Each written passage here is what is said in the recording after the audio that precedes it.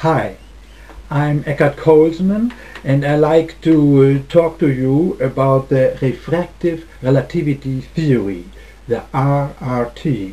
The RRT is not a new theory, just a little modification of the interpretation of the general relativity theory by Einstein.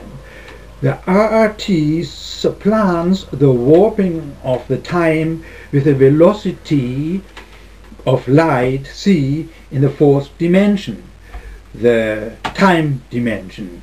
With this substitution, the possibility opens up that the general relativity and the electromagnetic theory can be united. The result is an equation which describes the velocity of light around a body of mass.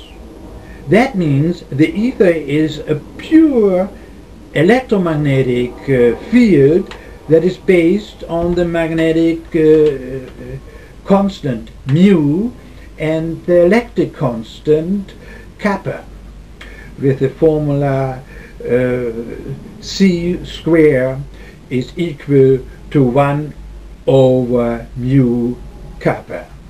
The electromagnetic theory is based on these two constants, as Maxwell discovered.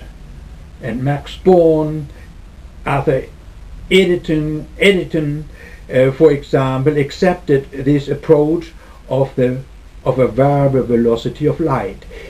Even Einstein himself published in 1911 this theory of a bending, refracting light beam in a gravitational field.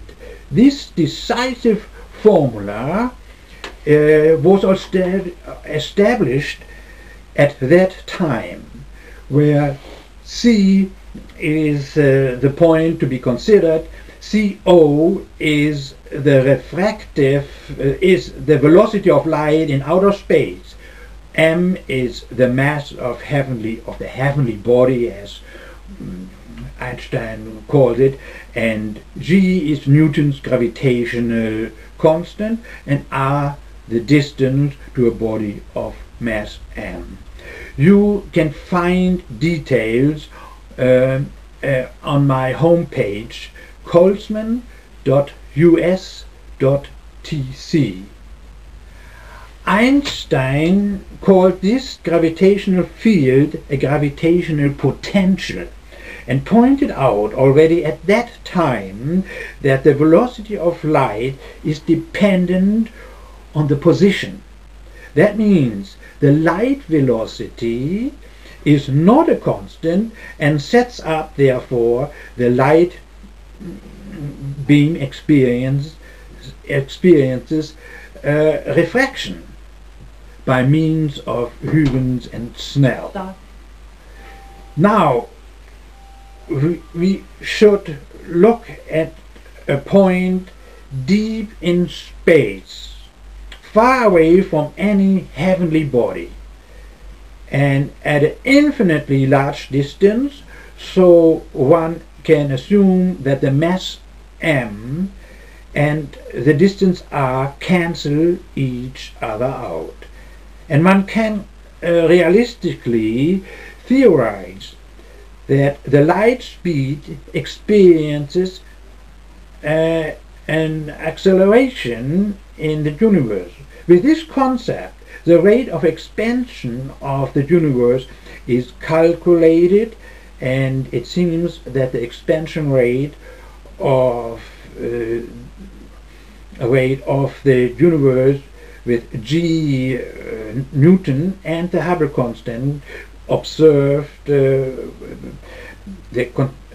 Hubble constant h is identical. So we calculate with G Newton expansion rate of 68.65 kilometer per second per megaparsec. The corresponding age of the universe is 14.2 billion years.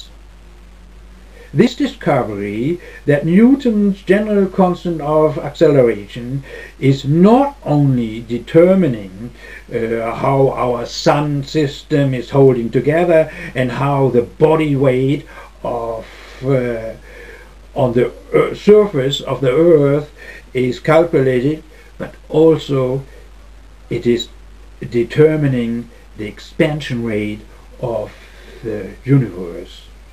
And that is a trailblazing advancement of our understanding for the macro and micro world. And you, ladies and gentlemen, have heard this great breakthrough today here for the first time. Finally, I like to quote Sir Arthur Eddington: "The pure mathematician left to himself never deviates into sense." This is a little sarcastic, but I think it's true. Details can be looked up in my home page, colesman.us.tc.